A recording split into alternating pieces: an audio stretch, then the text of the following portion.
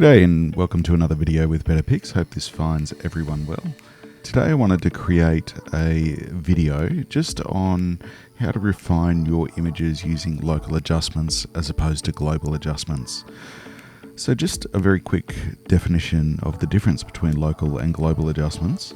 Global adjustments are changes that you make to the entirety of an image. So the whole image has an edit or a change or an adjustment applied equally over the entire image. Whereas a local adjustment is a change or an adjustment or an edit that you're only applying to a specific area within the image.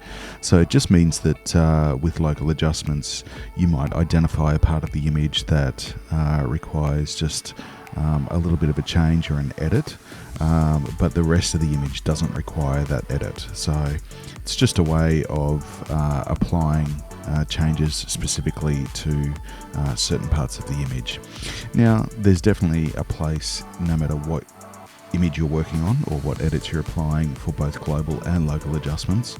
I find generally with my images, I like to start with global adjustments to get the image roughly where I want it to be, but then I'll go back in and make some local adjustments to refine certain parts of the image if I feel that it can be improved by giving a little bit of finesse to specific areas.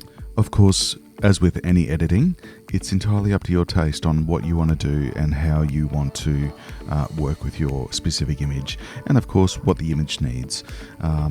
Did you perhaps frame it not as well as you want, so you need to crop it or reshape it in some way? Or did you slightly over or underexpose the image? Did you use an incorrect color temperature setting on the camera? There's a whole bunch of reasons why, and different approaches to how you edit your images, and of course it's entirely up to you. That's the beauty of being creative.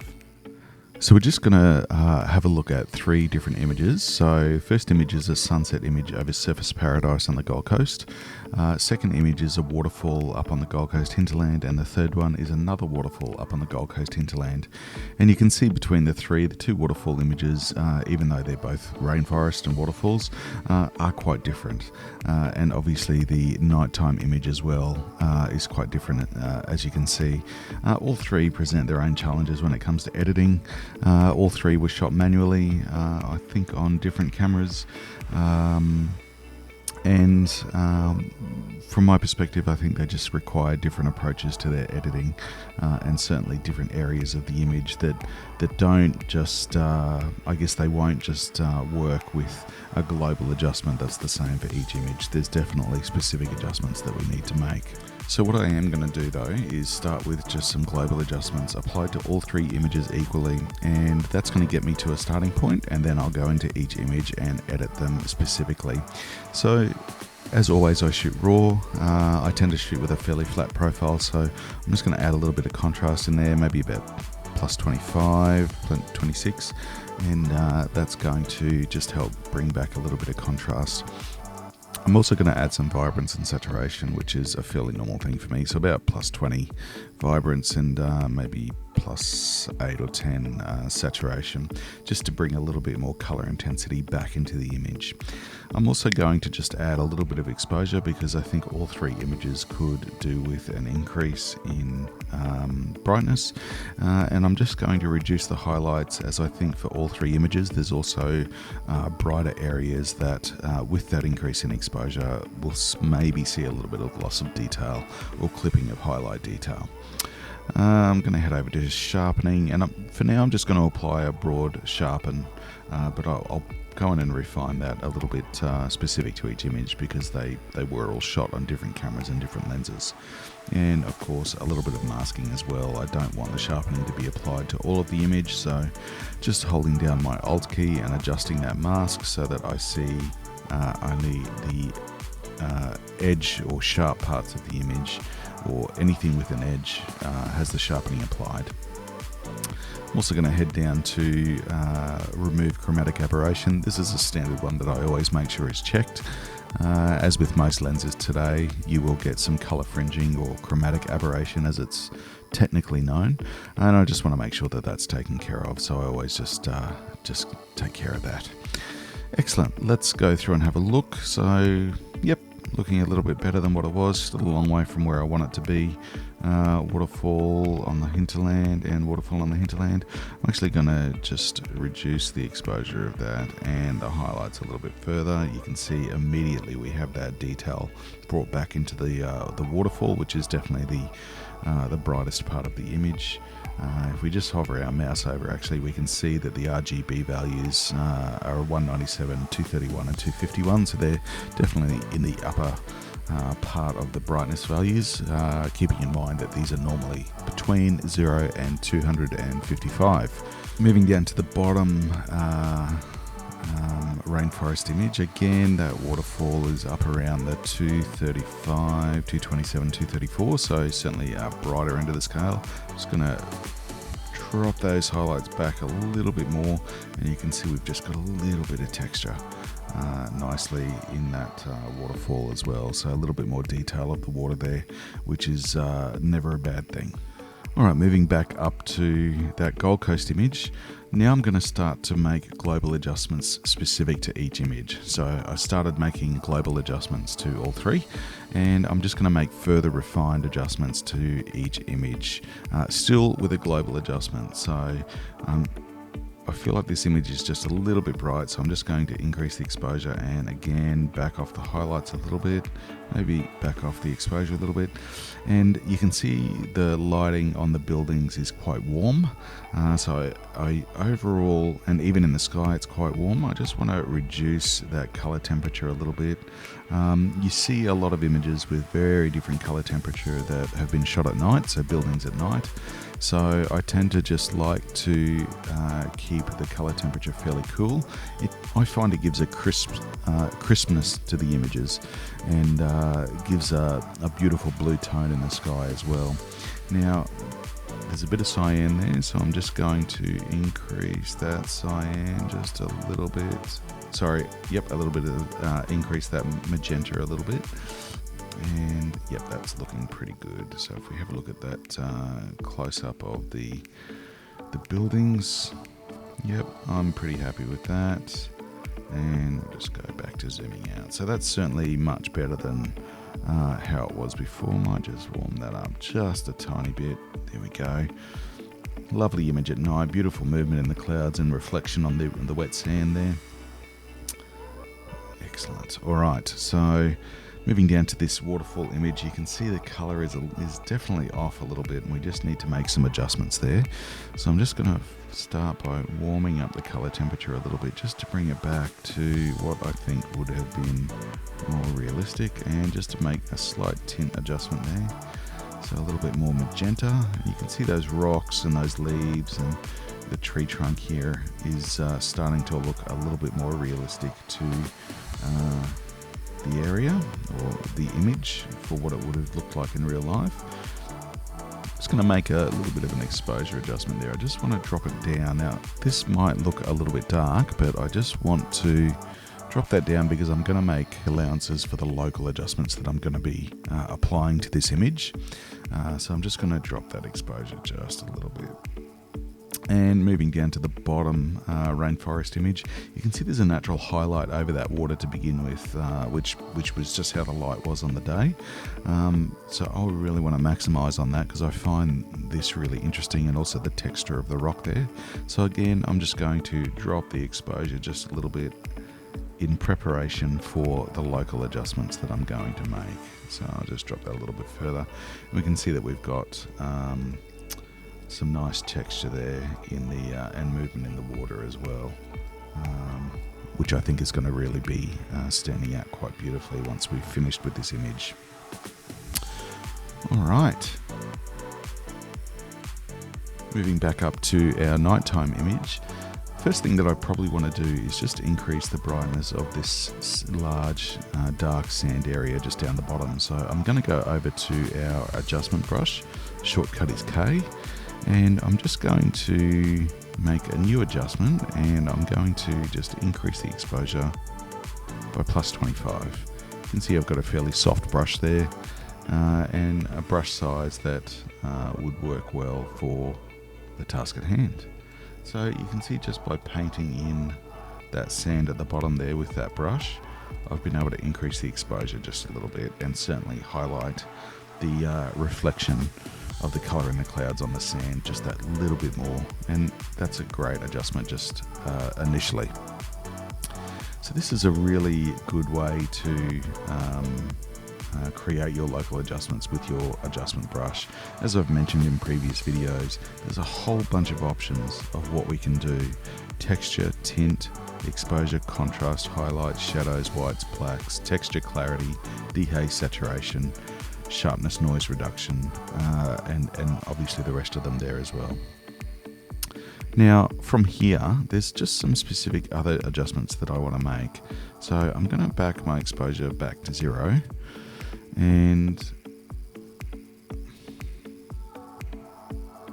so I'm going to create a new adjustment layer, put my exposure back to 0, and I just want to decrease the highlights, because these highlights behind the buildings I just want to decrease a little bit, but I don't want to affect the buildings too much themselves.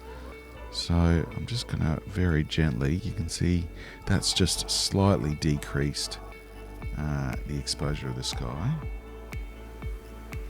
but it hasn't affected the buildings too much, as you can see, which is great.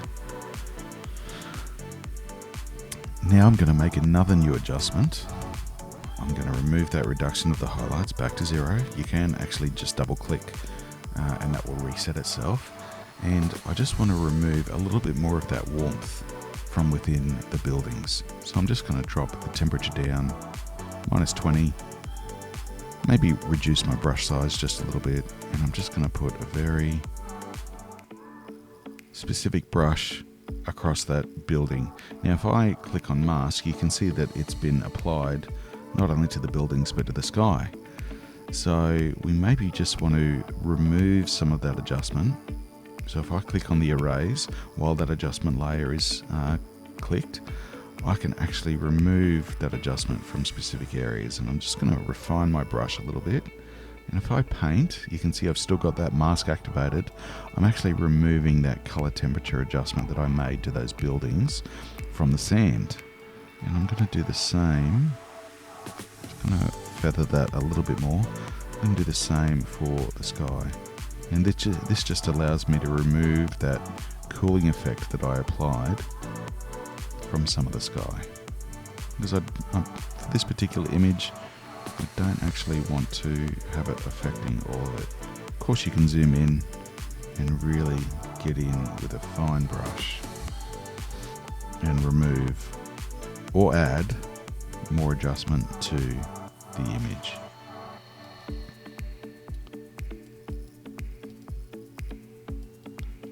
That's great. That's quite quick and easy.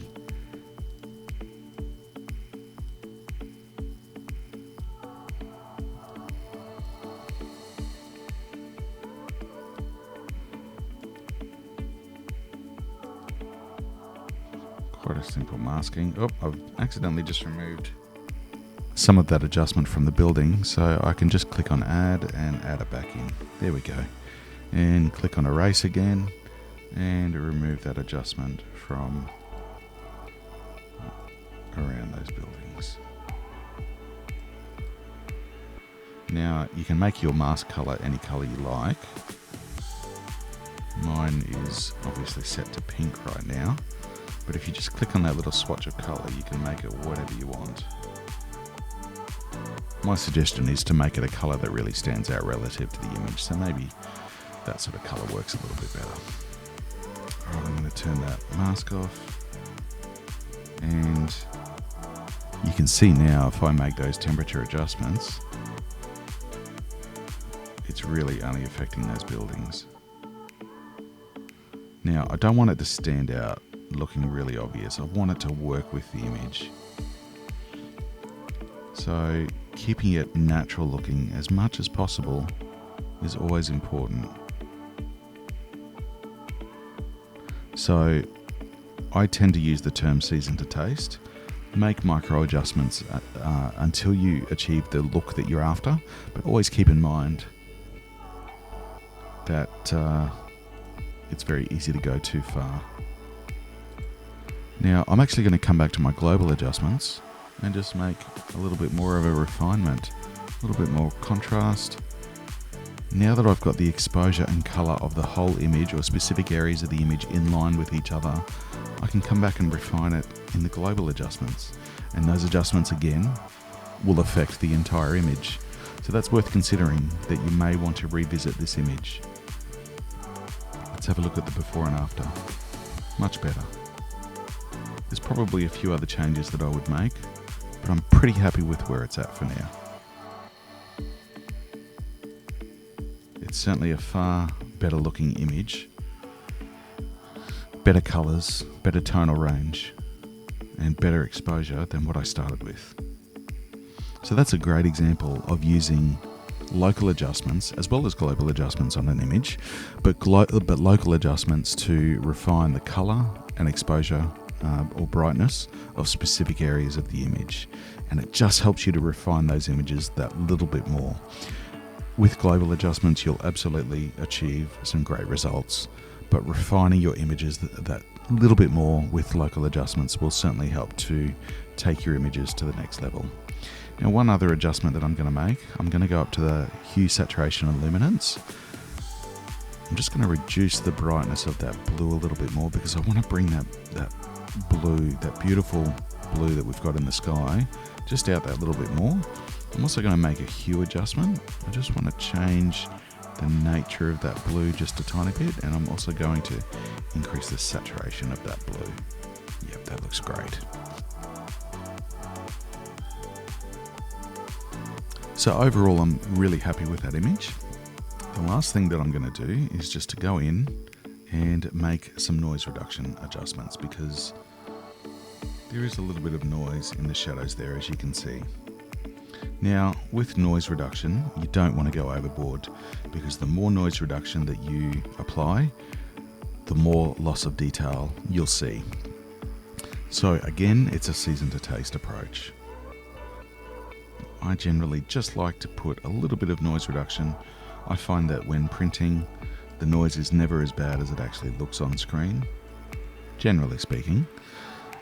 And that's just going to help to get rid of a little bit of that noise that we can see in the darker areas of the image. That's great. Well, I'm happy with that image. Let's move on to the next one. So with this image, I'm going to further make a global adjustment, again just warming up the color temperature, adding a little bit more magenta.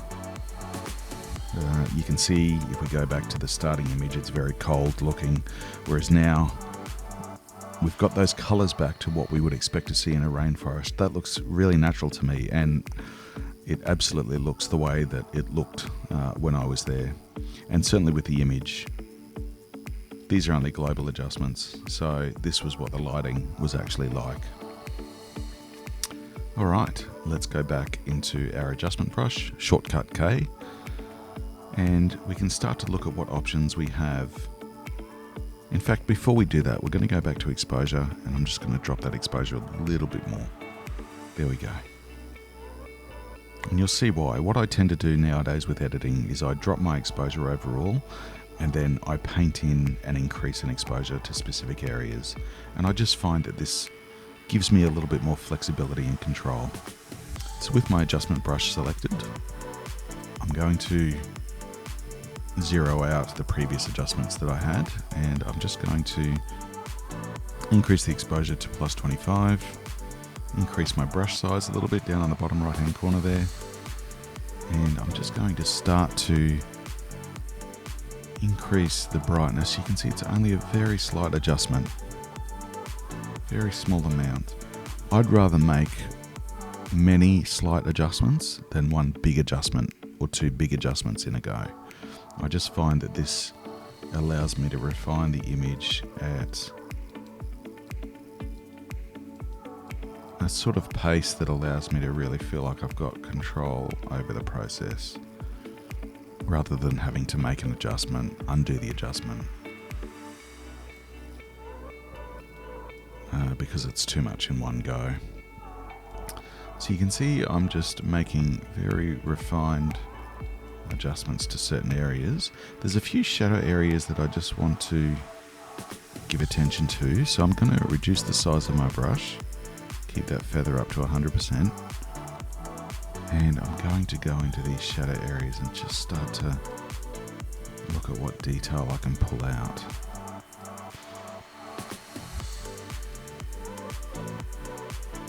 You've noticed that I'm not actually applying any more brightness to the actual water, and the reason that is I find with waterfalls it's very easy to lose detail. Now I'm happy with that as an overall, but if we actually zoom in, you can see what I mean just in that area there. It's very close to losing detail. So you just want to be careful. At the moment, I really love the beautiful line and texture that you see in that water. If we just zoom in a little bit more, you can see what I mean. It looks great. But of course, if I increase that exposure, then I'm going to start to lose detail and texture within that water. Now, this area up in the top left-hand corner, I'm not too worried because I want there to be a natural fall off of light into the outer parts of the image, or some parts of the image. This shadow area on the log, I think it's a little bit blocked up with exposure. I don't know that I'm going to be able to pull out much detail. Let's just make an extreme change. Let me increase those shadow areas. Looks like there's a little bit of detail there. So I'm going to go back into my adjustment brush. And I'm just going to paint in an increase in exposure, an increase in shadows. Now, not a huge amount because that's a natural shadow that would have existed anyway. So I don't want it to be too much. As you can see, with the way the light's falling, that's where that natural shadow would have existed anyway. So I'm pretty happy with that image. I've made some local adjustments to some of the shadow areas just to increase the exposure. Now, I'm just going to darken down this area just a little bit, just because I want there to be a natural, I guess, barrier to people losing focus on the central part of the image, which for me is definitely the waterfall. Now, it's only a very slight adjustment, and the thing I love about it is that it looks completely natural. It doesn't look like an obvious darkening of the edges, but it just means that this becomes the focus in the central part of the image, which I think is the most important. There we go. Let's go back and have a look at the beginning and the end. Definitely an improvement. The waterfall is now very much the central part of the image. The colour is back to a more natural and pleasing look for a rainforest image. And we've made some local adjustments to specific areas to retain shadow detail, as well as keeping the focus on the waterfall by a bit of selective lightening and darkening. And the results are great. Very happy with that image. Alright, moving on to the last image.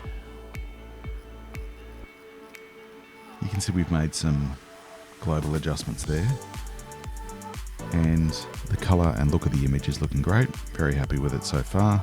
Just going to make some further colour adjustments just to refine things a little bit, and I'm going to drop that exposure just a little bit more, again to maintain the detail in those highlights, which I've dropped the highlights as well. You can see that detail coming out in the waterfall as I drop those highlights even further. Maintaining that detail in the waterfall for me, I think, is absolutely critical. So moving over to our adjustment brush again, shortcut K. We're just going to make some exposure increases to certain parts of the image. Let's go with plus 25 again. I tend to find that that's a nice amount to apply, a nice controllable amount. And I'm just going to highlight certain parts of the image that I want to be highlighted. You can see the framing and the opportunity and location to photograph this waterfall really is fantastic. It's a great scene and very popular with photographers, and quite easy access as well. It's not a huge walk to get down there. Although it is on a little bit of uneven terrain, so you do have to be careful, but overall it's easy to get to. So you can see with this image there's a natural framing of slightly darker parts of the image, as well as the shape.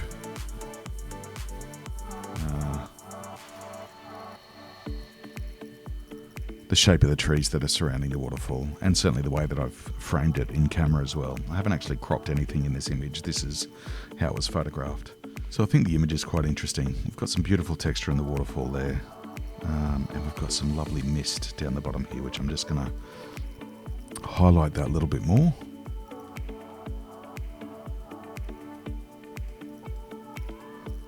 And I think we're pretty close to being at a point that I'm happy with. Just going to decrease that exposure a touch more. There we go. That's exactly where I want this image to be. Some lovely focus on the waterfall and the mist there at the bottom. Amazing colour in these rock faces. And beautiful green and texture throughout the whole image. The one thing I'm going to go back and do, same with I did with the other images on the Hue Saturation and Luminance, is with the luminance I'm just going to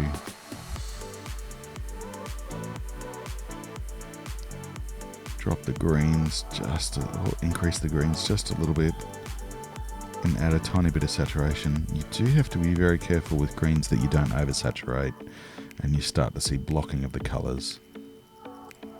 And I'm just going to make a very slight hue adjustment, only +2, just to give some of that colour intensity in the greens back. Greens and reds tend to be colours that respond to adjustments very, very quickly, so you do need to be very careful, I find, on applying too big of an adjustment to those particular colour channels, because you will see blocking and drastic changes happen very easily. So you just want to be very careful. Alright, let's go back and look at that before and after. Fantastic. You can see with that original image there's very little detail in the water, whereas now we have a fantastic texture of water coming over the waterfall there. And that really was achieved just through exposure and highlights adjustments. It was very, very simple, but you can see there's a lovely texture and movement to the water. So that's a great result. You can also see the natural framing with lightening and darkening and that selective adjustment, as well as what was naturally in the frame to begin with, helps to keep our focus on this central part of the image, which is really what you want to achieve. You want to keep people's attention. You want to keep them focused on the actual image. So overall, I'm really happy with this image. In fact, I'm happy with all three images, and certainly the flexibility that local adjustments give you after making those initial global adjustments to the entire image helps us to just refine those images that little bit more, to take control over the edit process. And that can be whether you want to have a realistic representation of a scene, or if you want to really push your image making and editing to something that's a little less realistic and more creative. Thanks again for watching this video, and I hope you've achieved a new understanding of the benefits of local adjustments, as well as global adjustments, of course, but certainly with local adjustments you can refine your image and take your image editing just that little bit further to achieve better results. Thanks for stopping by. Hope you have a great day and take care.